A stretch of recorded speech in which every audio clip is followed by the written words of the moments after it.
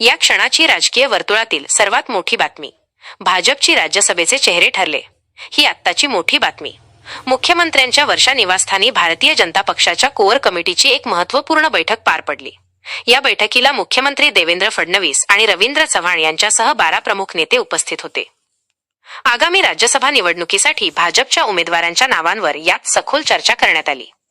सध्या विनोद तावडे, रामदास आठवले, रावसाहेब दानवे, प्रीतम मुंडे, विजया रहाटकर आणि भागवत कराड यांसारख्या प्रमुख नावांची चर्चा सुरू आहे. एकूण 7 जागांसाठी होणाऱ्या या निवडणुकीत भाजप 4 जागांवर आपले उमेदवार उभे करणार आहे. कोअर कमिटीमध्ये चर्चिल्या गेलेल्या या नावांचा प्रस्ताव अंतिम मंजुरीसाठी दिल्लीला पाठवण्यात येईल. रवींद्र चव्हाण हे राष्ट्रीय अध्यक्ष नितीन नबीन यांची भेट घेणार असून त्यानंतर राज्यसभेची अंतिम नावे 28 फेब्रुवारीपर्यंत जाहीर केली जातील, असे सूत्रांकडून मिळालेल्या माहितीनुसार स्पष्ट झाले आहे.